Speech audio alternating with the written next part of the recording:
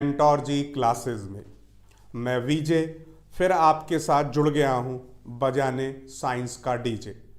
बच्चों, कल आपका एग्ज़ाम है class 10th ICSE board physics का। और जैसा कि आप सभी जानते ही हैं कि आपका जो एग्ज़ाम पेपर है वो दो पार्ट में बटा हुआ है, पार्ट ए पार्ट बी। और पार्ट ए में आपका आता है MCQ पोर्शन पूरा, मतलब 1 मार्क पोर्शन पूरा 40 मार्क्स का। और जो सेक्शन बी होता है उसमें, या पार्ट 2 होता है उसमें आपका इलेबोरेटिव क्वेश्चंस आते हैं 2-3 मार्क्स, 4 मार्क्स के, 5 मार्क्स के case study, what ever the pattern.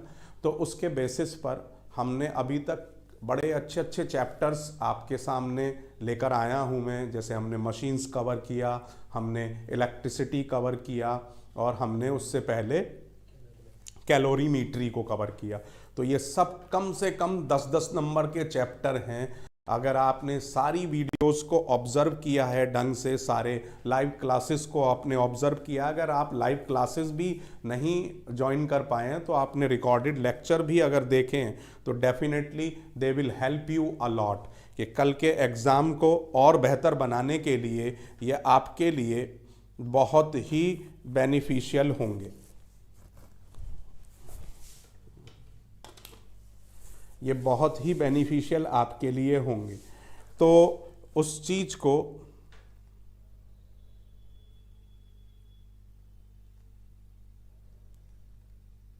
बहुत बच्चे स्मशान भूमि में मिले हैं। यहाँ के सब बच्चे HIV पॉजिटिव हैं।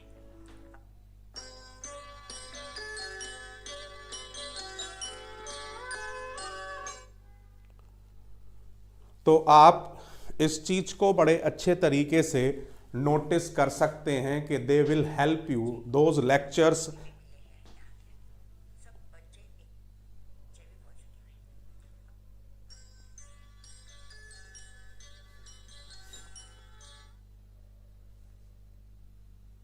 तो आप इस चीज को बड़े अच्छे तरीके से नोटिस कर सकते हैं कि दे विल, कि ये सारी चीज़ें आपके लिए बड़ी नोटिसेबल हैं, बड़ी हेल्पफुल हैं, और आपको बहुत इनका फ़ायदा मिलने वाला है। अब इसी चीज़ को हम आगे बढ़ाते हुए आगे चलते हैं। तो ये पुली वाला कॉन्सेप्ट हम शुरू करते हैं। कल हमने आपको लीवर के बारे में पूरा कॉन्सेप्ट समझा दिया था। आज हम जुड़ते हैं इस पुली वाले कॉन्सेप्ट के साथ। देखिए जी, पुली आपकी जो होती है वो दो तरीके की होती है। पुली एक तो सिंगल फिक्स्ड पुली, और एक मूवेबल पुली।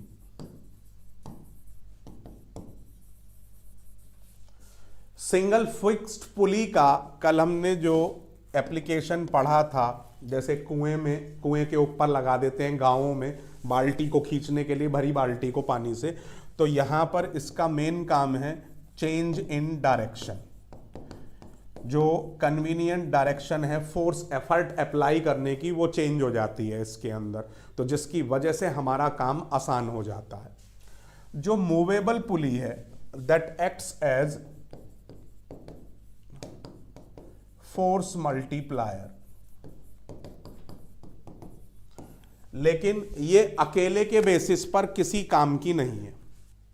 ठीक है, सिंगल मूवेबल पुली अगर हम यूज करेंगे तो आप देखेंगे कि जैसे कि हमने ये लिया, एक रिजिड दिखा दिया हमने, रिजिड के बाद ये हुक दिखा दिया, हुक से धागा लटका दिया, और ये पुली से लपेट कर इस धागे को हमने ये इस तरीके से डायरेक्शन आ गई।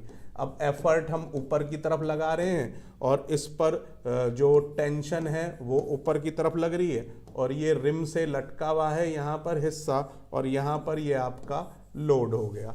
तो ये अब इस तरीके से आप देखें तो इसकी डायरेक्शन ऊपर की तरफ आ रही है। अब इसको हमें इस तरीके से वर्क करना पड़ेगा। अगेन हमारे लिए ये कन्वीनियंट डायरेक्शन नहीं है, तो हमारी बाजुओं में, हमारे हाथ में दर्द होना स्टार्ट हो जाएगा और हम लॉन्ग टर्म तक इसको काम नहीं कर पाएंगे। वहीं हम इस सिंगल मूवेबल पुली का सिर्फ अकेला एक यूज है कि चेंज इन डायरेक्शन, तो यहां पर एफर्ट और लोड बराबर है। अगर हम इन दोनों को कंबाइन कर लें तो हमारे लिए एक बेहतर अपॉर्चुनिटी बन सकती है। इसमें हमने क्या किया जी, हमने इसको लिया, ये एक फिक्स्ड पुली ली हमने, और इस फिक्स्ड पुली से ये आप कॉम्बिनेशन में देखेंगे तो ये दोनों के अलग अलग यूजेस हम कर सकते हैं। यहां से तो हमने ये इस तरीके से समझिए, जो बात मैं कहना चाह रहा हूं कि सिंगल फिक्स्ड, ये तो हमने मूवेबल पुली दिखा दी, और यहां पर हम सिंगल फिक्स्ड पुली शो कर दें। ये हमने सिंगल फिक्स्ड पुली,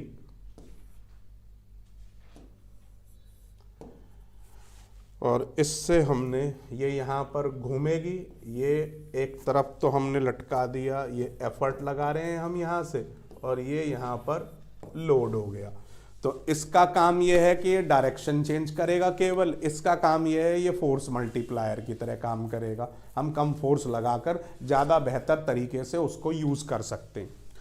लेकिन दोनों के सिंगल यूज़ हैं, दोनों हमारे लिए फ़ायदेमंद ज़्यादा नहीं है।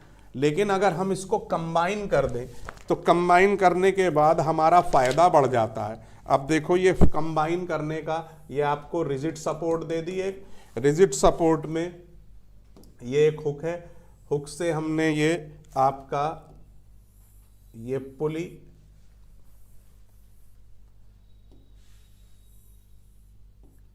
ये पुली इस तरीके से हमने लगा दी।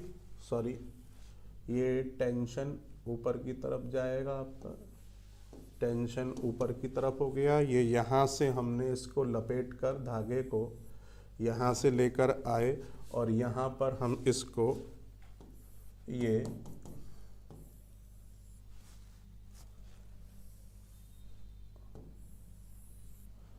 हमने पुली लटका दी फिक्स्ड, और ये इसका धागा यहाँ से लपेट कर ये नीचे आ जाएगा। तो एफर्ट हम यहाँ लगा रहे हैं। ये आपकी हो गई मूवेबल पुली,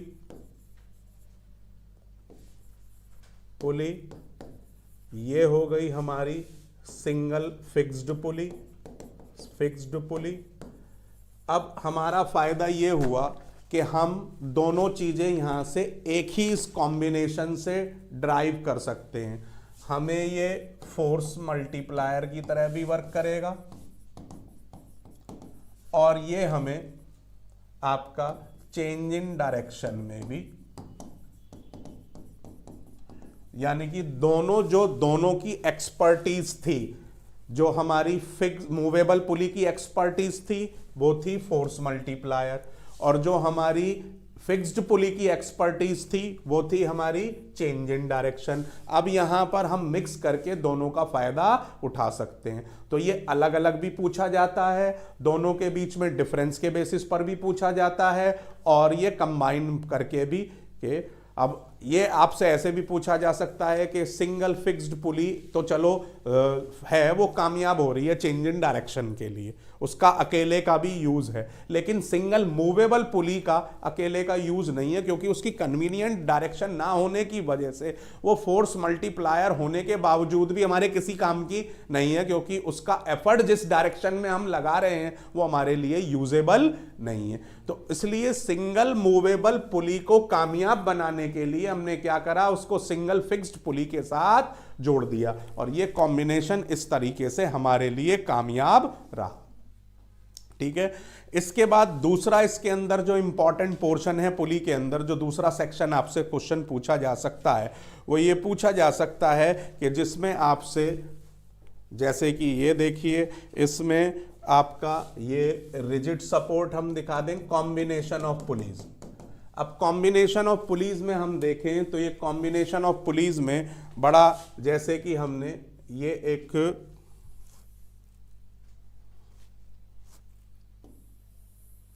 एक पुली ले ली हमने, ये इससे हमने लोड लटका दिया L, ठीक है जी। अब यहां से इसके ऊपर टेंशन है T1, ठीक। अब इससे हमने दूसरी पुली को बांध दिया, ठीक है जी। ये हमने यहां से इसका धागा दिखाएंगे,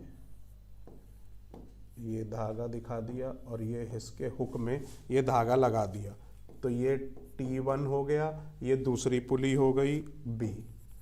अब यहाँ से ये इस तरीके से हुक से ये फिर दूसरा आ गया आपका T2, और ऐसे ही इससे धागा लपेटकर ऊपर जाएंगे हम, यहाँ से हमारी तीसरी पुली आ जाएगी, ये हो गया जी T2, ठीक है जी। और ये यहाँ पर इससे C पुली आ गई है। अब यहाँ से इसका हमने ये हुक लगा दिया, ये इसका T3 हो गया, और ये घूमकर आपका सिंगल फिक्स्ड पुली में हम इसको यहाँ पर, ये पुली D हो गई, और यहाँ से ये एफर्ट आपका आ जाएगा जो कि हमारे T3 को बैलेंस कर रहा है। तो इस तरीके से ये हमारी, इसके अंदर अब आपके पास क्या आ गया, we have 1 fixed pulley and 3 movable pulley. तो ये कॉम्बिनेशन ऑफ पुलीज कहलाता है। दूसरा, ये पुली के ऊपर आपका क्वेश्चन है जो आपसे पूछा जा सकता है, ठीक है जी। अब इसकी कैलकुलेशन कैसे करेंगे देखिए जी। E इक्वल टू T3, जो एफर्ट है वो T3 के बराबर है, ठीक है जी। अब इसी तरीके से अब T1 को हम देखें तो 2T1 किसको कवर कर रहा है, L को कवर कर रहा है। 2T1 इक्वल टू L, तो T1 इक्वल टू क्या हो गया, L/2, ठीक है जी। इसी तरीके से 2T2 किसको कवर कर रहा है, T1 को कवर कर रहा है, तो T2 इक्वल टू क्या हो जाएगा, T1/2। अब T1 की जो ये वैल्यू है L वाली, वो हम यहां शिफ्ट कर देंगे, so that will be T2 equal to L/2 into 2, so that means L/2 का स्क्वायर, ठीक है जी। समझ में आ गई बात। इसी तरीके से इसको अब अगर हम आगे लेकर जाते हैं तो अब यहां देखेंगे आप तो T3 2T3 equal to T2 और T3 इक्वल टू T2/2। अब यहां पर आप देखते हैं तो क्या आ जाएगा हमारे पास, T3 इक्वल टू T2 की जगह क्या रख देंगे हम L/2 का स्क्वायर इंटू 2, तो T3 किसके बराबर आ गया, L/3 की, सॉरी 2 की पावर 3 हो गया, ठीक है जी। समझ में आ गई बात। तो इस तरीके से हमारा, अब हमारा जो T3 है वो किसके बराबर है, E के बराबर है। तो इस बेसिस पर हमारा क्या आ गया, E के लिए हमारे पास फॉर्मूला आ गया L/2 की पावर 3। समझ में आ रही है बात। अब इसी तरीके से मैकेनिकल एडवांटेज क्या होता है, लोड अपॉन एफर्ट। तो लोड है हमारा क्या, लोड अभी हमने क्या निकाला है भाई, लोड इसके बराबर चलता हुआ आ जाएगा ना, तो ये आ गया जी हमारा लोड 2 की पावर 3 इंटू T3, और एफर्ट क्या आ गया हमारा T3, तो T3 से T3 कट गया, मैकेनिकल एडवांटेज क्या आ गया हमारा 2 की पावर 3। तो सिंपल हमारी बात क्या आ गई, यहां हम ले लेते हैं mechanical advantage equal to 2 power n। n है हमारा number of pulleys, number of pulleys, जितनी भी आप पुलीज यूज कर रहे हैं, नंबर ऑफ पुलीज, तो पुलीज जितनी, और यहां ये नंबर ऑफ मूवेबल पुलीज हैं, मूवेबल, ठीक है। तो जितनी भी आप मूवेबल पुलीज लेंगे वो पावर में चला जाएगा नंबर। जैसे हमारी यहां पर 3 मूवेबल पुली हैं, 1 2 3, तो इसलिए इसका मैकेनिकल एडवांटेज क्या हो गया 8, 2 की पावर 3, सो दैट बिकम 8, यानी कि हमें 8 गुना कम फोर्स लगाना पड़ेगा। अगर हम 800 न्यूटन का कोई लोड उठा रहे हैं तो हमें कितना फोर्स लगाना पड़ेगा, केवल 100 न्यूटन। समझ में आ रही है बात? That is the quality of this combination of pulley. अब यहां पर भी वही एफिशिएंसी सेम, वेलोसिटी रेशो भी वही आएगा 2 की पावर n, तो एफिशिएंसी क्या आ गई 1, but that is in ideal condition. ठीक है जी। अब जो आपका फिर वही बात आती है नॉर्मल कंडीशन में, यानी कि प्रैक्टिकल कंडीशन में दोनों ही 100% एफिशिएंसी नहीं हो सकती, that will be less than 1। ठीक है, तो वो चीज आपको ध्यान में रखनी है। तो इसलिए जो भी आपको वैल्यू दी गई है उसमें आप इसे किसके रेशो में देखेंगे, ये आप वेलोसिटी रेशो के बेसिस पर देखेंगे। Mechanical advantage always be less than this, वो नहीं हो सकता। वेलोसिटी रेशो चेंज नहीं होता है क्योंकि वेलोसिटी रेशो आपका रिमेन कांस्टेंट। ये बड़ी इंपॉर्टेंट बात है। किसी भी मशीन के लिए 3 चीजें आपको दिमाग में रखनी है, मैकेनिकल एडवांटेज, वेलोसिटी रेशो और तीसरा आपका एफिशिएंसी। तो मैकेनिकल एडवांटेज भी आइडियल कंडीशन में केवल 1 रहेगा, प्रैक्टिकल कंडीशन में दैट इज लेस देन 1। इसी तरीके से जो आपकी एफिशिएंसी है that is also less than 1, लेकिन वेलोसिटी रेशो रिमेन कांस्टेंट, उस कांस्टेंट रहता है। ये बड़ा इंपॉर्टेंट क्वेश्चन है। क्यों कांस्टेंट रहता है? वेलोसिटी रेशो क्यों कांस्टेंट रहता है? क्योंकि वेलोसिटी रेशो जो है वो आपका एफर्ट और डिस्प्लेसमेंट के ऊपर डिपेंड कर रहा है। Displacement of effort upon displacement of load. तो वो डिस्प्लेसमेंट तो जब आप यूज करेंगे वो चेंज हो ही नहीं सकता, वो तो उतना होगा ही होगा। समझ में आ रही है बात? तो उसकी वजह से जो चेंजेस आएंगे वो एफिशिएंसी में आएंगे और मैकेनिकल एडवांटेज में आएंगे। ठीक है जी। तो हमेशा आपका क्या चेंज होगा? मैकेनिकल एडवांटेज चेंज होगा और एफिशिएंसी चेंज होगी। ठीक है। आपका वेलोसिटी रेशो रिमेन सेम, उसके अंदर कोई चेंजेस नहीं आते हैं, दैट रिमेन कांस्टेंट। अब इसमें एक और है पुली के अंदर जो इंपॉर्टेंट सेक्शन है आपका, और वो है ब्लॉक एंड टैकल। ठीक है जी। अब ब्लॉक एंड टैकल में देखिए, जैसे कि हमने लिया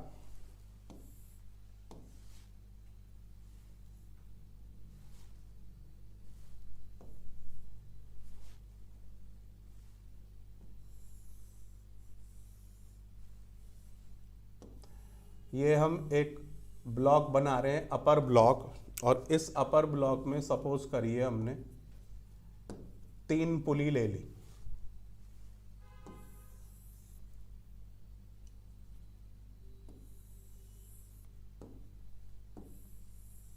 इस तरीके से। ठीक है जी। और ऐसे ही हमने ये एक इसका हुक दे दिया और फिर ये हमने दूसरा ब्लॉक लिया और इसके अंदर हमने दिखा दी 2 पुली।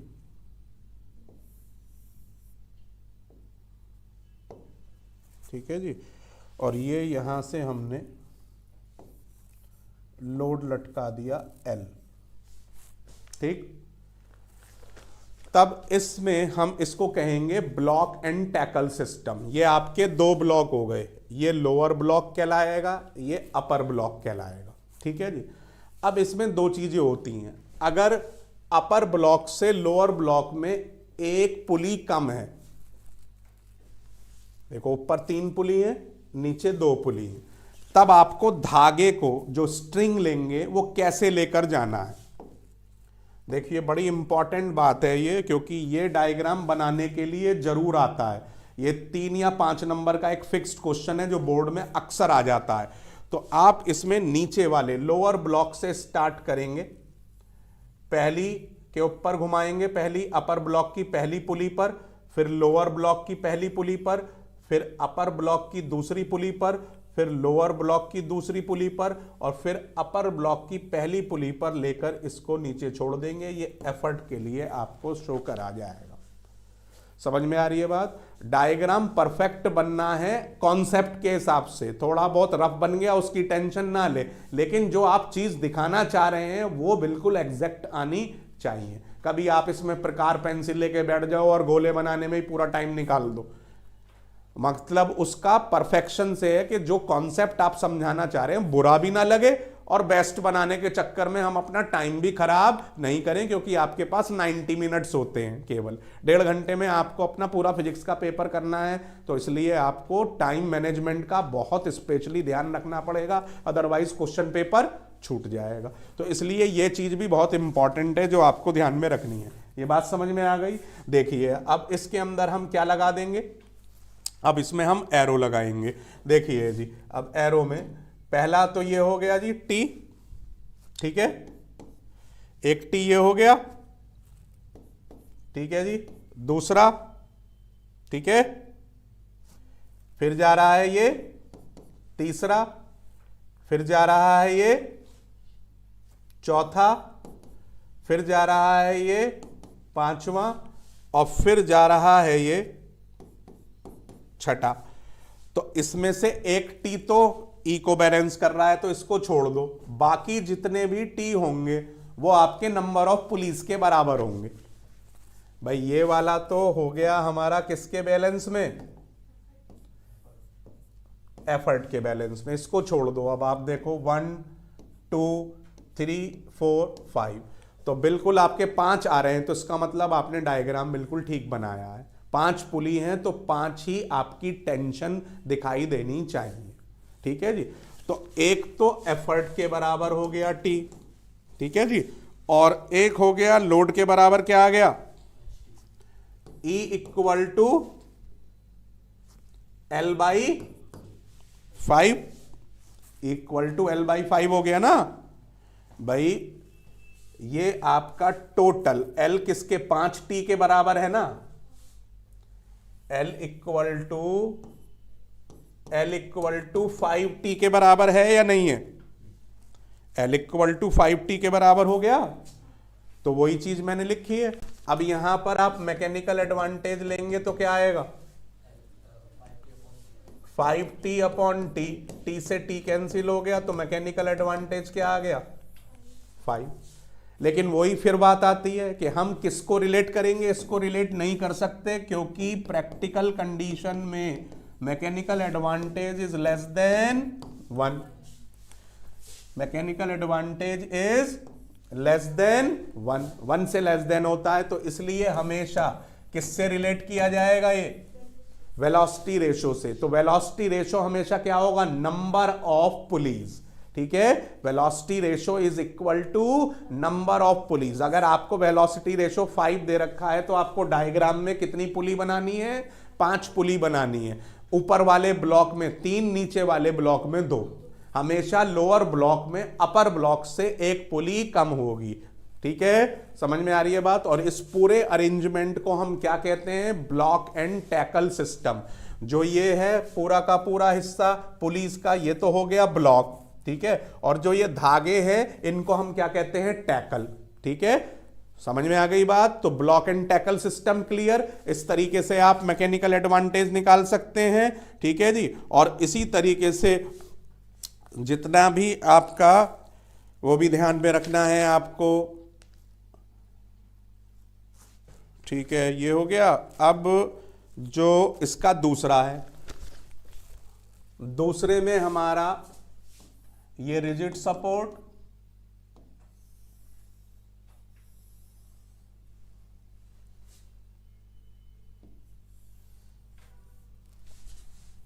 ये रिजिड सपोर्ट के साथ हमारा, अब इसमें हम दोनों बराबर पुली होंगी, ऊपर भी 2 नीचे भी 2। समझ में आ रही है बात? दूसरा आपका ये बनेगा इसमें,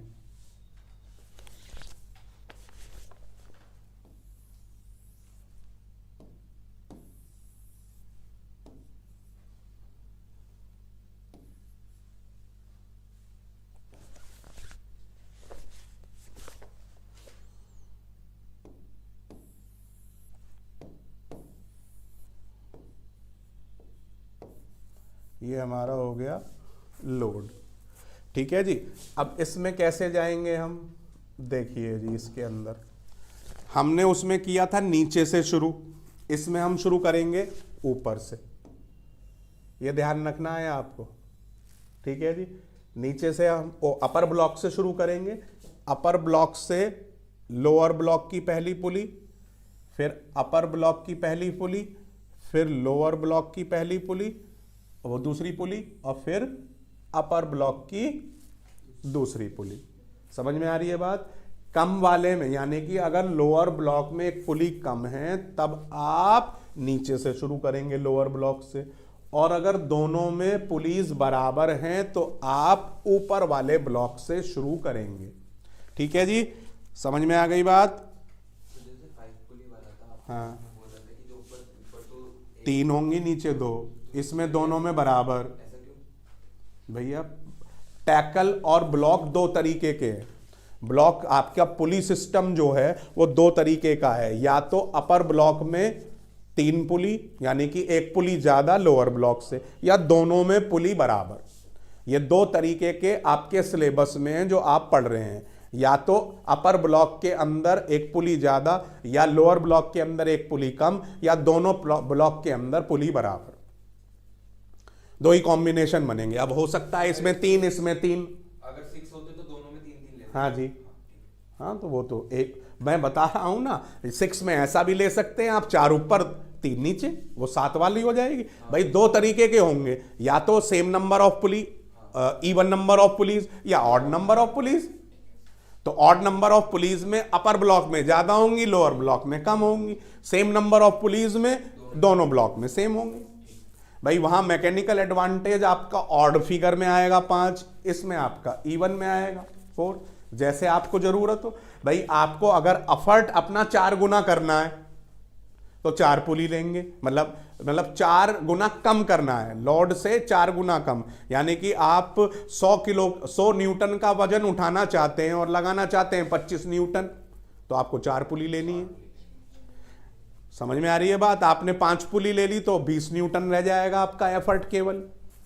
तो वो डिपेंड करता है कि आप किस तरीके से वर्क करना चाहते हैं। आपने ये देखा होगा, ये उस तरीके से यूज होता है जब आपका उसमें काम में आते हैं, उसमें आपका रेस्क्यू वर्क में। अब बाढ़ आ गई जी, बाढ़, पानी बह रहा है जबरदस्त तरीके से, अब लोग फंसे हुए हैं, सेना जो है इसी तरीके का पुलिस सिस्टम यूज करते हैं, रोप लगाकर। अब एक को टांग दिया, दूसरा उधर से खींच रहा है, तो वो कम एफर्ट लगाकर भी ज्यादा वजन वाले लोगों को उठा सकता है और वो पार होकर इधर आ जाते हैं। तो इस तरीके से बहुत इस तरीके की पुलिस सिस्टम का हम यूज करते हैं। अब सेम वैसे ही आप टी लगाएंगे इसके अंदर। देखिए जी, अब इसमें पहला टी हो गया जी, दूसरा टी ये हो गया, उसके बाद हमारा आया तीसरा टी, ये हो गया जी चौथा टी, और ये हो गया हमारा 5वां टी। अब ये वाला तो एफर्ट से बैलेंस हो गया। अब हमारी 4 पुली है, 4 टी हमें अलग दिखाई दे रहे हैं, इसका मतलब हमारा डायग्राम ठीक है। सेम उसी तरीके से इसका भी मैकेनिकल एडवांटेज आप निकाल देंगे। क्या हो जाएगा, वही फॉर्मूला है, mechanical advantage equal to N T upon T. T से टी कैंसिल हो गया, mechanical advantage equal to N, number of, N क्या है, नंबर ऑफ पुलिस। अब यहां पर फिर वही बात, हमें इससे रिलेट नहीं करना है, हम रिलेट करेंगे किससे, एन क्या है, नंबर ऑफ पुलिस। तो जितना नंबर ऑफ पुलिस होगा उतना वेलोसिटी रेशो होगा, क्योंकि मैकेनिकल एडवांटेज सेम नहीं हो सकता आइडियल कंडीशन में। Friction, weight of the pulley plus load, और ये स्ट्रिंग की एक्सटेंसिबिलिटी। भाई अब ये तो नहीं कह सकते कि स्ट्रिंग जो है, हमने चेन भी ली है, जब उस पर बटन लेगा तो कुछ तो उसकी टेंसाइल स्ट्रेंथ में फर्क आएगा ही आएगा, कुछ तो उसकी इलास्टिसिटी में कमी आएगी या बढ़े। तो उस हिसाब से हम इन चीज़ों पर कोशिश करते हैं कि मिनिमम करें। हमने इसके ऊपर ऑयल भी लगा दिया कि इसका फ्रिक्शन रिड्यूस हो जाए, लेकिन फिर भी इन सब चीज़ों को हैंडल करने में थोड़ी बहुत एनर्जी वेस्ट होगी ही, और वो वेस्ट एनर्जी होगी तो इसलिए मैकेनिकल एडवांटेज कभी भी हमारा इक्वल टू 1 नहीं हो सकता। तो इस बात का हमें अच्छे तरीके से ध्यान रखना है। अब इसी बेसिस पर आपके क्वेश्चन आएंगे। अब अगर हम इसमें वेट को भी कंसीडर कर लें, भाई अब इसमें मेन चीज क्या है कि जो लोअर पुलिस है उनका वेट मिनिमम होना चाहिए, जितना हमें ध्यान में रखना है।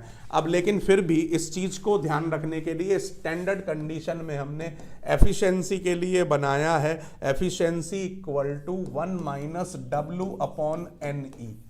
यहां W क्या है? Weight of the lower block of the pulley block and tackle system, N हो गया नंबर ऑफ पुलिस और E हो गया हमारा एफर्ट।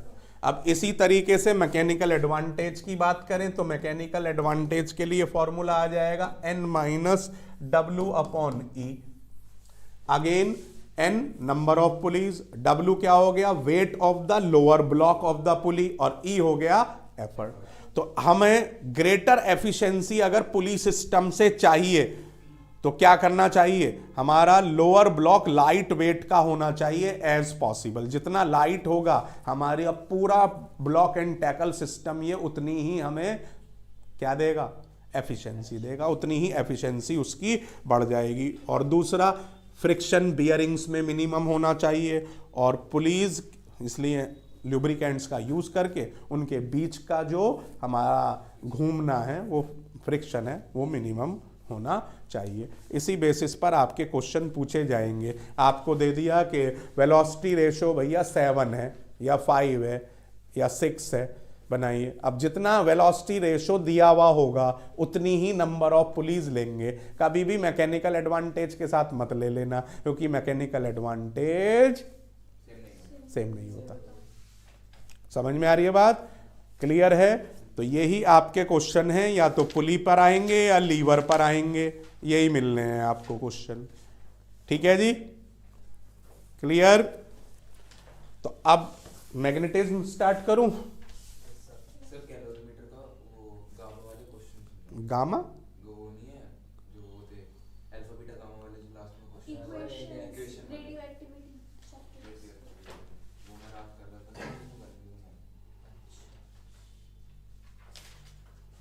इंपॉर्टेंट चैप्टर में है।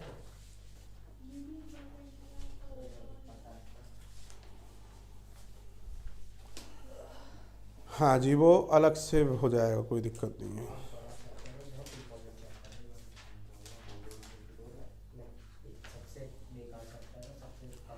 चलिए भाई, अब मैग्नेटिज्म वाला स्टार्ट करते हैं।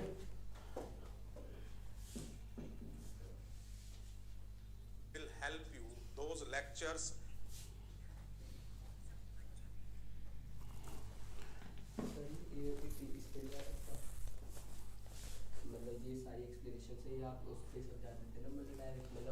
वो फिर फोटो वोटो खींचने का चक्कर रहेगा ना इसमें, क्योंकि इस पे नहीं है अवेलेबल ये सब। समस्या तो यही है। CBSE की तो सारी चीज़ें अवेलेबल हैं, इसकी अवेलेबल नहीं है।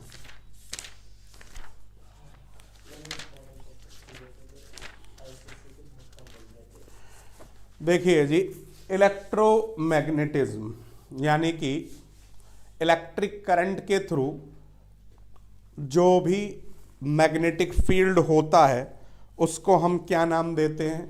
इलेक्ट्रोमैग्नेटिज्म देते हैं। तो ये सबसे पहले कॉन्सेप्ट ऑर्स्टेड नाम के साइंटिस्ट ने हमारे सामने रखा था। और उन्होंने क्या करा, देखिए जी, जैसे कि ये आपका एक वेरिएबल आपका रेजिस्टेंस है, इसको हमने जोड़ दिया सेल के साथ, ये हो गई इसकी की, और ये हम वायर को ले गए और इसके साथ इसको हमने जॉकी के साथ इसको कनेक्ट कर दिया, क्योंकि ये वेरिएबल रिहोस्टेट हो गई है। रिहोस्टेट ये हो गया जी आपका बैटरी, पॉजिटिव नेगेटिव इसके, ये हो गया आपका की, ये ए बी वायर हो गई। ठीक है जी, ये हमारी वायर हो गई। अब इसके ऊपर अगर हम सेम ये एक रख देते हैं कंपास, और ये हमने कंपास को शो कर दिया, ये इसका पोर्शन हमने पूरा का पूरा, एक जो डार्क पोर्शन है वो नॉर्थ है, और जो लाइट पोर्शन है मतलब जिसको डार्क नहीं हमने किया है वो इसके साउथ को रिप्रेजेंट कर रहा है। अब जैसे ही हम इसको, ये डायग्राम हमने बनाया, अब इसको अगर हमने यहाँ पर अटैच कर दिया तो सर्किट क्लोज हो गया, सर्किट क्लोज हो गया, करंट मूव होना शुरू हो जाएगा। करंट मूव होना शुरू होगा तो इसमें ये देखा ऑर्स्टेड ने कि हमें डिफ्लेक्शन दिखाई दिया, और वो डिफ्लेक्शन इस तरीके से हमें महसूस हुआ, ये इस तरीके से डिफ्लेक्शन, ये आपको डिफ्लेक्शन शो कर रहा है। समझ में आ रही है बात? तो इस तरीके से ये डिफ्लेक्शन शो किया। अब उन्होंने एक चीज और देखी, अब आप देख रहे हैं तो करंट इसके अंदर क्या होगा, पॉजिटिव टू नेगेटिव, इस तरीके से करंट है, ठीक है। अब उन्होंने देखा कि जब इसकी डायरेक्शन करंट की रिवर्स कर दी गई तो डिफ्लेक्शन जो है वो भी रिवर्स हो गया। समझ में आ रही है बात? तो इसका मतलब क्या कहा उन्होंने, 4 बातें की। पहला ऑब्जर्वेशन ये कहा कि उन्होंने when the key is open, यानी कि no current is pass through the wire, needle north south direction में लाई कर रही है, सीधी लाई कर रही है, जैसे ग्रीन से हमने दिखाया था, ठीक है जी। North pole of the needle toward the north direction, भैया आप देखें तो इस तरीके से होता है आपका, तो ईस्ट वेस्ट नॉर्थ साउथ, तो ये आप इस तरीके से रखी हुई है, ये अर्थ का जो नॉर्थ है, ठीक है जी, इधर मान लिया हमने नॉर्थ साउथ, और ये हो गया जी आपका उस बेसिस पर वेस्ट और ईस्ट, ठीक है जी। तो ये बेसिस पर उसको उन्होंने लिया इसको। अब जैसे ही हमने इसमें डिफ्लेक्शन किया तो हमने क्या देखा, करंट ऑन करते ही डिफ्लेक्शन होना शुरू हो गया। तो when the key is pressed a current passes in the wire in the direction A to B from south to north, and the north pole of the needle deflects towards the west, west की तरफ deflect हो गया, ठीक है जी। समझ में आ गई बात? अब जैसे ये बात दी हुई है भाई, नॉर्थ साउथ और ये ईस्ट और वेस्ट, तो अब आप देख रहे हैं डिफ्लेक्शन वेस्ट की तरफ हो रहा है, ठीक है जी। अब if current increase, deflection in increase. तो भाई पहला तो ये कि आपका करंट जैसे ही पास किया गया, current passed, deflection is seen towards west, ठीक है जी, पहला पॉइंट। दूसरा पॉइंट इसका क्या था, अगर करंट इंक्रीज कर दिया गया तो डिफ्लेक्शन भी इंक्रीज हो गया, ये दूसरा पॉइंट हो गया जी। तीसरा पॉइंट क्या है, करंट डायरेक्शन रिवर्स्ड, तो जो डिफ्लेक्शन है, डिफ्लेक्शन की डायरेक्शन भी अब आपकी वेस्ट की जगह क्या हो जाएगी, ईस्ट हो जाएगी। तो ये 3 कॉन्सेप्ट, 3 बातें उन्होंने हमें समझाई ऑर्स्टेड ने।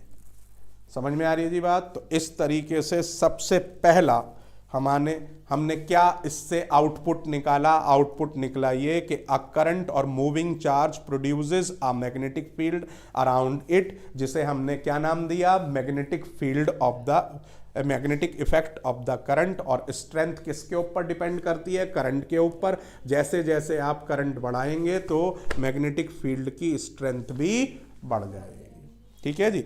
अब इसी के ऊपर एक और स्ट्रेट कंडक्टिंग वायर के बेसिस पर हम देख सकते हैं,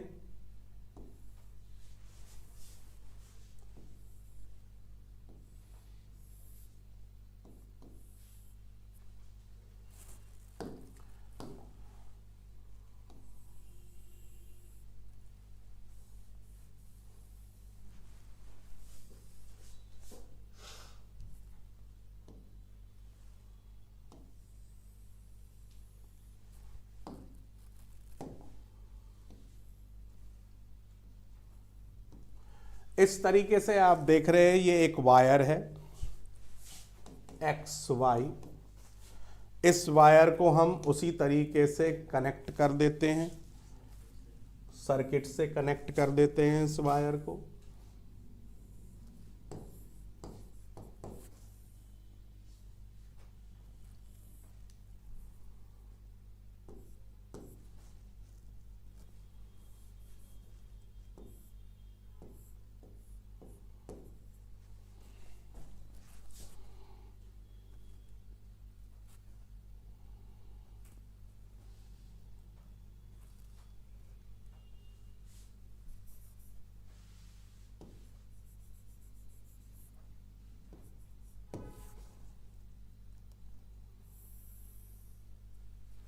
तो इस तरीके से हमने इसको कनेक्ट कर दिया, इसके साथ बैटरी और दिखानी है।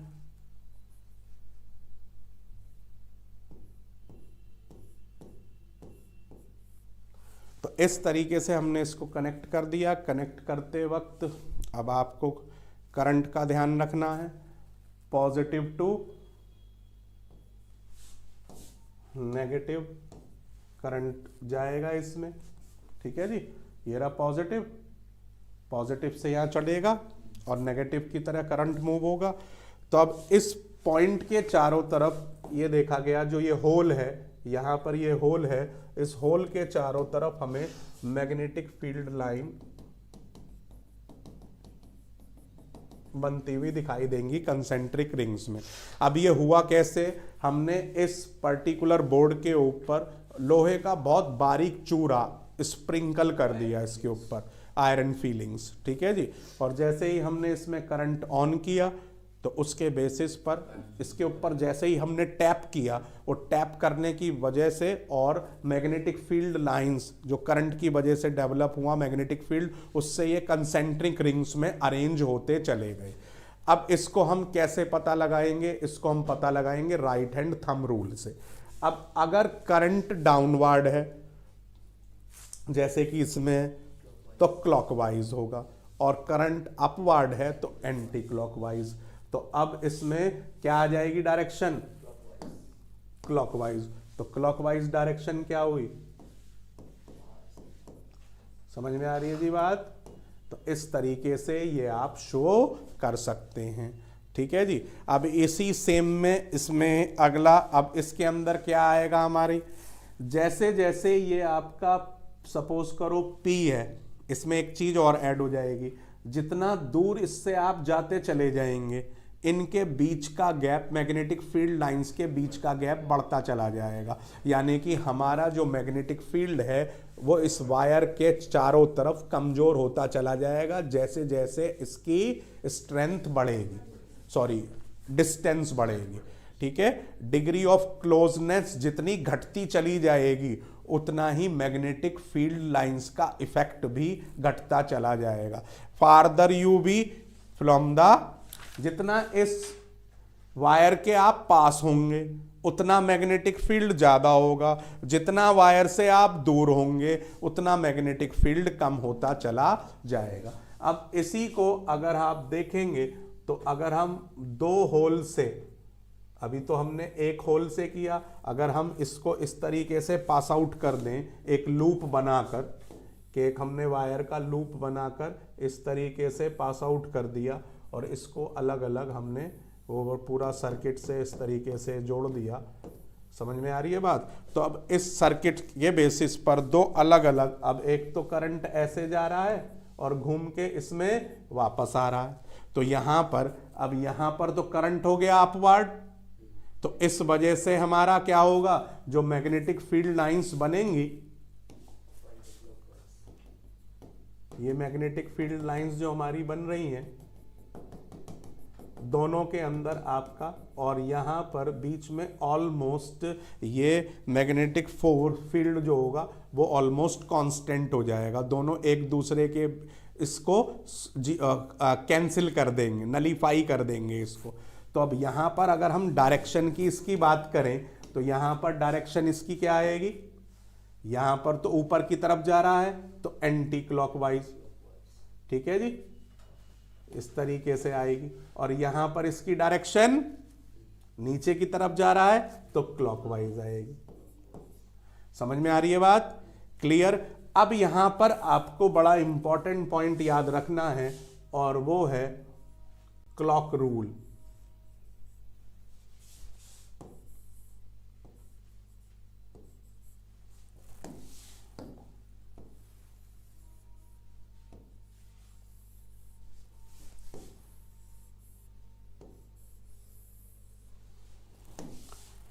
सेम उसी तरीके से जो डायरेक्शन हमने एन में बनाई है वही डायरेक्शन हम फॉलो करेंगे।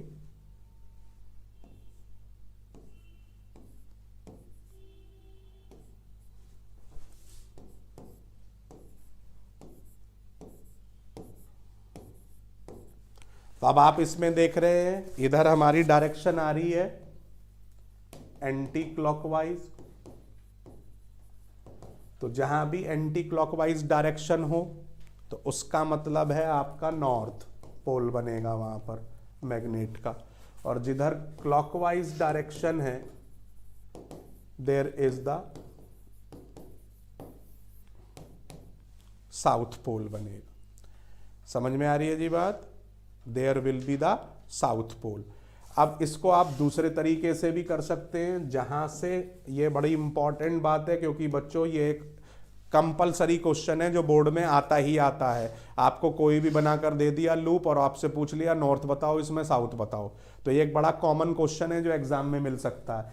अब यहां पर एक चीज और आप ध्यान रख सकते हैं, अगर करंट एंटर हो रहा है कहीं भी तो वो आपका साउथ होगा, किसी भी लूप में जिधर से करंट एंटर हो रहा है, और जिधर से करंट लीव करेगा, करंट लीव कर रहा है तो वो आपका नॉर्थ होगा।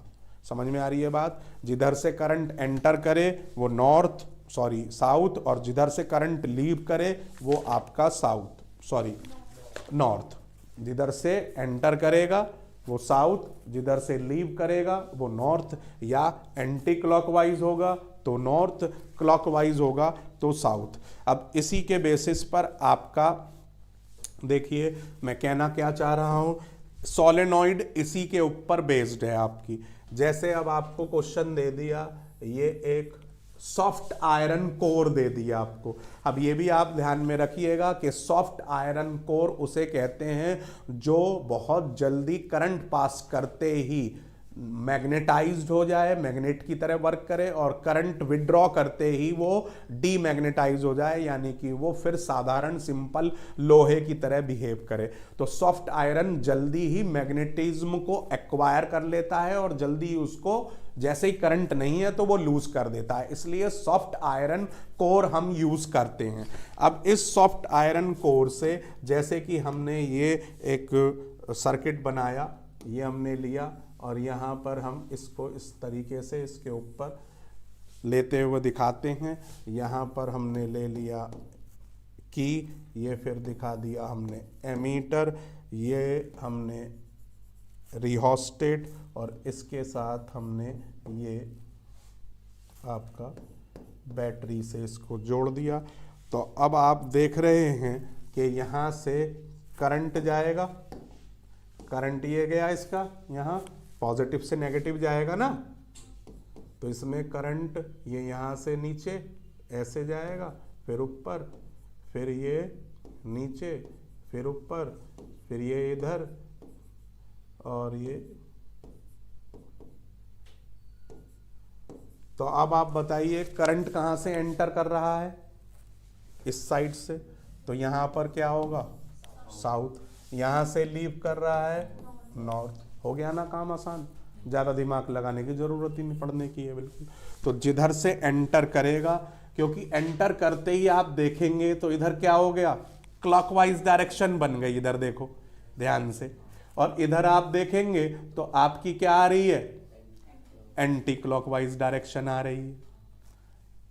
समझ में आ रही है बात? तो ये बड़ा कॉमन क्वेश्चन है जो बोर्ड में आपसे मिल सकता है, बहुत ही इंपॉर्टेंट कि ये। अब इसके बेसिस पर आपका एक और क्वेश्चन आता है भैया, बार मैग्नेट और यानी कि परमानेंट मैग्नेट और आपका इलेक्ट्रोमैग्नेट में डिफरेंस। अब परमानेंट मैग्नेट के अंदर जो नॉर्थ साउथ है वो फिक्स है, उसे आप चेंज नहीं कर सकते, लेकिन जो इलेक्ट्रोमैग्नेट है चेंज कर सकते हैं, करंट रिवर्स कर देंगे, नॉर्थ साउथ रिवर्स हो जाएंगे। अब आप उसी तरीके से बार मैग्नेट जो परमानेंट मैग्नेट है उसका मैग्नेटिज्म फिक्स है, जो इनबिल्ड है वो उतना ही है। इसमें आप करंट बढ़ाएंगे, नंबर ऑफ टर्न्स बढ़ाएंगे, मैग्नेटिक फील्ड बढ़ जाएगा। समझ में आ रही है बात? तो अपने हिसाब से, और जब तक करंट है सर्किट में मूव कर रहा है, कॉइल में मूव कर रहा है, उस आपका सॉफ्ट आयरन बार के थ्रू मूव कर रहा है, तब तक तो वो मैग्नेट की तरह वर्क करेगा। जैसे ही करंट ऑफ, मैग्नेटिज्म खत्म। तो हम उसे अपने हिसाब से यूज कर सकते हैं, यूज करते करते रहेगा, नहीं यूज कर रहे हैं तो नहीं रहेगा, लेकिन परमानेंट में तो वो रहेगा ही रहेगा, ना हम उसको कम कर सकते हैं ना ज़्यादा कर सकते हैं। तो इस तरीके से ये डिफरेंसेस हो गए। समझ में आ रही है जी बात?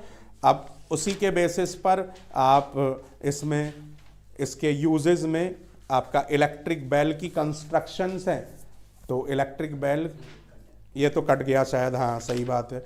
तो अब इसमें most probable question diagram based ही आते हैं कि आपको दे दिया कोई भी सर्किट और डायग्राम दे दिया और उसमें बेसिस पर आपसे पूछवा लिया कि जी इसका नॉर्थ बताओ, साउथ बताओ, या इलेक्ट्रोमैग्नेट के चारों तरफ मैग्नेटिक फील्ड लाइंस कैसे डेवलप होंगी, या लूप ले लिया तो कैसे डेवलप होंगी, या आपको एक आपका स्ट्रेट कैरिंग कंडक्टर दे दिया उसके अंदर कैसे डेवलप होंगी। ये सारी चीजें आपसे इसके अंदर पूछी जाएंगी।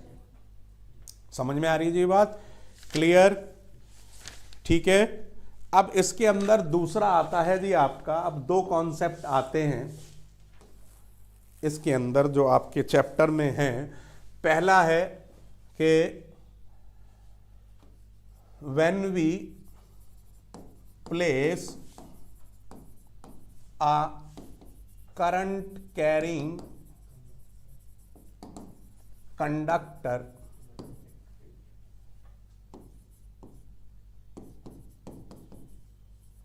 in a magnetic field, it experience a force and shows movement in direction of that force। उस फोर्स की डायरेक्शन में वो मूवमेंट शो करता है। यहां पर जस्ट इसका अपोजिट है जिसे हम कहते हैं इलेक्ट्रोमैग्नेटिक इंडक्शन। और ये है कि when we move a conductor, यहां करंट कैरिंग नहीं है, मतलब कंडक्टर लिया है हमने, करंट तो इसके अंदर हम पैदा करेंगे। When we move a conductor in a magnetic field, ठीक है, a induced current is developed in it. समझ में आ रही है बात? तो ये जस्ट एक दूसरे के अपोजिट है, जस्ट एक दूसरे के अपोजिट। ये जितनी भी आपकी मोटर हैं उसके अंदर हम इस कॉन्सेप्ट को यूज करते हैं, और जो जनरेटर है उसके अंदर हम इस कॉन्सेप्ट को यूज करते हैं। देखो ध्यान से समझो, जनरेटर के अंदर आप एक हैंडल लगाते हैं, उस हैंडल से आप कॉइल को मैग्नेटिक फील्ड में मूव कर रहे हैं, यानी कि कंडक्टर को मैग्नेटिक फील्ड के अंदर मूव किया जा रहा है, तो जिसकी वजह से उसके अंदर करंट डेवलप हो जाता है। और इस तरीके से जबरदस्ती जो करंट हमने पैदा किया, इंड्यूस मतलब पैदा करना, करंट को हमने डेवलप किया, इसलिए इसको इंड्यूस करंट कहते हैं। जैसे ही जनरेटर ऑन होता लाइट आ जाती है, क्योंकि करंट पैदा हो गया और करंट हो गया तो लाइट हो गई। यहां पर हम उल्टा कर रहे हैं। अब जैसे फैन है, हमने इलेक्ट्रिसिटी आपका स्विच ऑन किया, स्विच ऑन होते ही क्या हुआ, स्विच ऑन होते ही करंट कंडक्टर के अंदर पहुंचा, उस कंडक्टर के अंदर करंट पहुंचते ही उसका मैग्नेटिक फील्ड डेवलप हुआ, लेकिन उस मैग्नेटिक फील्ड को अपोज किया जिस मैग्नेट के अंदर हमने उस करंट कैरिंग कंडक्टर को रखा है, और जिसकी वजह से एक फोर्स डेवलप हुआ, और उस फोर्स की वजह से उसके अंदर मूवमेंट हुआ। मूवमेंट उस मोटर के अंदर हुआ तो उसके साथ जुड़े हुए जो पंखे के ब्लेड्स हैं वो भी घूमेंगे और हमें हवा मिलेगी। या मोटरसाइकिल, या आपका वॉशिंग मशीन, या कोई भी टॉय, दुनिया भर की चीजें किसके साथ जुड़ी हुई हैं? मोटर के साथ जुड़ी हुई हैं। समझ में आ रही है जी बात? तो यहां पर हम करंट पास कर रहे हैं, उसकी वजह से हम मैग्नेटिक फील्ड के अंदर मूवमेंट डेवलप कर रहे हैं। यहां पर हम मैग्नेटिक फील्ड के अंदर कंडक्टर को मूव कर रहे हैं, जिसकी वजह से कंडक्टर के अंदर करंट पैदा हो रहा है। आ गई दोनों में बात समझ में? इसके ऊपर क्या बेस्ड है? मोटर। इसके ऊपर क्या बेस्ड है? जनरेटर। इसमें आपका इलेक्ट्रिकल एनर्जी मैकेनिकल एनर्जी में बदल रही है, इसके अंदर मैकेनिकल एनर्जी इलेक्ट्रिकल एनर्जी में बदल रही है। बिल्कुल जस्ट अपोजिट खेल है। समझ में आ रही है बात? तो एनर्जी का भी पूरी तरीके से अपोजिट चेंज है। इलेक्ट्रिकल एनर्जी मैकेनिकल एनर्जी में, यहां मैकेनिकल एनर्जी इलेक्ट्रिकल एनर्जी के अंदर है। समझ में आ रहा है? दोनों का प्रिंसिपल अलग अलग है। यहां पर फिर मैं बात कर रहा हूं कि हम जब किसी भी करंट कैरिंग कंडक्टर को किसी मैग्नेटिक फील्ड में रखते हैं तो उस मैग्नेटिक फील्ड के अंदर रखने की वजह से उसके अंदर एक फोर्स लगता है उस करंट कैरिंग कंडक्टर पर, और उस फोर्स की डायरेक्शन में वो करंट कैरिंग कंडक्टर मूव होना शुरू हो जाता है। इसमें क्या है, हम कंडक्टर को मूव कर रहे हैं मैग्नेटिक फील्ड के अंदर, जिसकी वजह से उसके अंदर एक करंट पैदा हो जाता है जिसको हम इंड्यूस्ड करंट कहते हैं, और इस प्रोसेस को हम इलेक्ट्रोमैग्नेटिक इंडक्शन कहते हैं। यानी कि मैग्नेट की वजह से कंडक्टर में पैदा होने वाला इंड्यूस्ड करंट। इसके ऊपर बेस्ड है जनरेटर, इसके ऊपर बेस्ड है मोटर। अब ये लेफ्ट हैंड, इसके अंदर फ्लेमिंग्स रूल लगेगा, इसके अंदर राइट हैंड फ्लेमिंग रूल लगेगा। दोनों में ही फ्लेमिंग का रूल है, एक में लेफ्ट हैंड एक में राइट हैंड। समझ में आ रही है जी बात? तो इसके अंदर हमारा क्या है, father mother child. Father mother child, father का मतलब हो गया यहां पर फोर्स, ठीक है जी, जो फोर्स आप थंब से, ये थंब से हमें महसूस होगा, ठीक है जी, ये किससे महसूस होगा, थंब से। मदर से मैग्नेटिक फील्ड, ठीक है जी, जो हमारा किससे होगा, इंडेक्स फिंगर से, ठीक है जी, और चाइल्ड करंट, और ये हमारा होगा आपका मिडिल फिंगर से। तो इसी तरीके से यहां पर भी वही है, फादर मदर चाइल्ड। तो यहां पर F तो मतलब वही है मोशन, जिस डायरेक्शन में मोशन है आपका ये फोर्स है, ठीक है जी। मदर हो गया, यहां पर भी वही सेम मैग्नेटिक फील्ड, लेकिन यहां पर करंट पैदा हुआ है, इसलिए इसको हम यहां क्या नाम देंगे, इंड्यूस्ड करंट नाम देंगे। तो दोनों में म्यूचुअली परपेंडिकुलर ही रखना है हमें, दोनों में ही हमें म्यूचुअली परपेंडिकुलर रखना है, तीनों हाथ की उंगलियों को दोनों में इस तरीके से रखना है हमें। दोनों में ही अंगूठा, अगर हम लेफ्ट हैंड की बात करें तो लेफ्ट हैंड में अंगूठा उस डायरेक्शन में होगा जिस डायरेक्शन में फोर्स या मोशन हो रहा है। यहां पर हमें राइट हैंड वाले में हमें, यानी कि जनरेटर इंडक्शन में, हमें उस डायरेक्शन में रखना है जिस डायरेक्शन में हम मूवमेंट करा रहे हैं, ठीक है जी। मिडिल फिंगर के बेसिस जो इंडेक्स फिंगर है वो दोनों में सेम है, दोनों में ही मैग्नेटिक फील्ड की डायरेक्शन में लगना है, नॉर्थ टू साउथ। दोनों में ही मैग्नेटिक फील्ड की डायरेक्शन में रखना है, नॉर्थ टू साउथ। दोनों में ही मैग्नेटिक फील्ड की डायरेक्शन में रखना है, नॉर्थ टू साउथ, ठीक है। और जो करंट है मोटर वाले में, ये करंट हम करंट पहले से ही दे रहे हैं, करंट कैरिंग कंडक्टर, लेकिन जो जनरेटर वाला है उसमें ये इंड्यूस्ड करंट लिखेंगे आप, ये बड़ा इंपॉर्टेंट है। जनरेटर वाले में इंड्यूस्ड करंट, मोटर वाले में ये क्या होगा, करंट। ठीक है, इंड्यूस्ड वर्ड आपको इसके साथ जोड़ना है जनरेटर वाले में, राइट हैंड वाले में। तो ये छोटे छोटे चेंजेस हैं बस, जो बाकी दोनों चीजों में ऑलमोस्ट सेम है। ठीक है जी। अब इसके डायग्राम की बात करें आप, तो डायग्राम में भाई आप देखेंगे दोनों के डायग्राम में अगर हम बात करें, मोटर और जनरेटर, इनकी वर्किंग तो शायद कट गई है, कंस्ट्रक्शन वगैरह कुछ भी नहीं है ना, तो बस आपका कॉन्सेप्ट ही है। ये कॉन्सेप्ट मैंने दोनों आपको समझा दिए। हाँ, अब ये आप दूसरा समझिए, एक इसके अंदर और बड़ी इंपॉर्टेंट चीज है कि आपसे ये पूछा जा सकता है, जैसे कि आपको ये एक कॉइल दे दी, इसकी तरफ ये एक मैग्नेट हम मूव कर रहे हैं, ये मूव कर रहे हैं इसकी तरफ, और इसका ये नॉर्थ है, इसका ये साउथ है। ठीक है जी। और हमने ये एक बड़ा इंपॉर्टेंट क्वेश्चन है,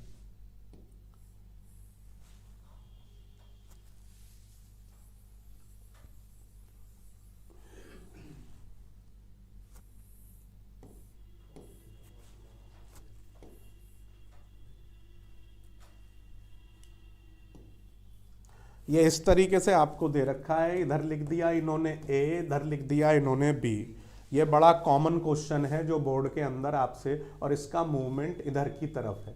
तो अब ये आपसे पूछ रहे हैं कि जी ए पर कौन सा पोल डेवलप हो जाएगा और बी पर कौन सा पोल डेवलप होगा। तो ये बड़ा कॉमन क्वेश्चन है, इसको भी समझ लीजिए। देखो भैया, अब इसके लिए आपको लेंज लॉ क्या दिमाग में रखना है, लेंज लॉ। ये बहुत इंपॉर्टेंट कॉन्सेप्ट है, ये समझ लीजिए। सपोज करिए कि आपके स्टैंडिंग फैन रखा हुआ है, एक जो स्टैंड वाले फैन होते हैं, अब वो चल रहा है, तो उसकी तरफ आप मुंह लेकर जाएंगे हवा ज्यादा लगेगी, या पीछे लेकर आएंगे हवा तब ज्यादा लगेगी, जब हम उसकी तरफ मुंह लेकर जाएंगे। ठीक है जी। तो इसका मतलब हमारे ज्यादा से ज्यादा सरफेस एरिया पर मैक्सिमम हवा हम महसूस करेंगे। तो सेम उसी तरीके से जब हम किसी भी मैग्नेट को कॉइल की तरफ मूव करते हैं, ये आपका हो गई एक कॉइल, एक सोलेनॉइड, तो हम किसी कॉइल की तरफ मैग्नेट को मूव करें या मैग्नेट को कॉइल की तरफ मूव करें। अब देखो जी, ये जब मैग्नेट इस कॉइल के क्रॉस सेक्शनल एरिया की तरफ मूव की जाएगी, तो अभी जितनी ये दूर है, तो इसके थ्रू जो होकर जाने वाली, इसके क्रॉस सेक्शन के थ्रू होकर जाने वाली मैग्नेटिक फील्ड लाइंस की नंबर जो होगा वो ऑलमोस्ट 0 होगा, क्यों कम होगा। सपोज करो 1 है, अभी एक मैग्नेटिक फील्ड लाइन इसके थ्रू पास हो रही है, अभी इसको थोड़ा सा और आगे बढ़ाया गया तो 2, और बढ़ाया गया 3, और बढ़ाया गया 4। तो जैसे जैसे हम इसके पास लेकर आएंगे, तो सोलेनॉइड के क्रॉस सेक्शनल एरिया से होकर गुजरने वाली मैग्नेटिक फील्ड लाइंस की नंबर में चेंज आ रहा है। अब उस चेंज आने की वजह से जो इस कॉइल के अंदर डिफरेंट वायर्स हैं, उनके अंदर करंट के अंदर चेंज आएगा। अब जब करंट के अंदर चेंज आएगा, तो हमने इलेक्ट्रिसिटी में पढ़ा है, इलेक्ट्रोमैग्नेटिक फोर्स ईएमएफ पैदा होगा। अब जब ईएमएफ पैदा होगा, तो उस ईएमएफ की वजह से एक डेवलप क्या हो जाएगा, करंट, जिसको हम क्या कहते हैं, इंड्यूस्ड करंट। और उस इंड्यूस्ड करंट की वजह से इस कॉइल के अंदर भी मैग्नेटिज्म डेवलप हो जाएगा। मैग्नेटिज्म की वजह से करंट डेवलप हो जाएगा। भाई इस मैग्नेटिज्म की वजह से, इस मैग्नेट के पास आने की वजह से जो इसके अंदर मैग्नेटिक फील्ड लाइंस थी ही नहीं, वो डेवलप होनी शुरू हो गई इसकी वजह से। अब उसकी वजह से ईएमएफ डेवलप हुआ, और उस ईएमएफ की वजह से करंट डेवलप हो गया, जिसे हम इंड्यूस्ड करंट कहते हैं। ठीक है जी।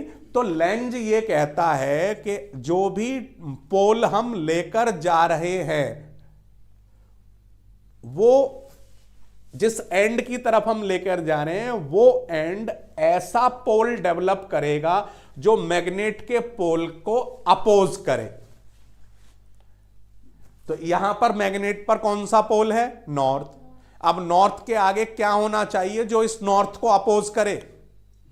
नॉर्थ। तो इसलिए ए पर क्या बनेगा? नॉर्थ। बी पर बनेगा साउथ। अब मान लीजिए आपसे उल्टा कह दिया जाए कि जी अब हम इसे उल्टा लेकर जा रहे हैं, तो क्या होगा? यहां साउथ बन जाएगा, यहां पर नॉर्थ बन जाएगा। तो ये लेंज लॉ है। ये एक बेहतरीन क्वेश्चन है जो बोर्ड में कई बार आ चुका है, ये भी पूछा जा सकता है आपसे। समझ में आ रही है जी बात? क्लियर है? अब इससे नेक्स्ट पोर्शन आता है आपका ट्रांसफार्मर।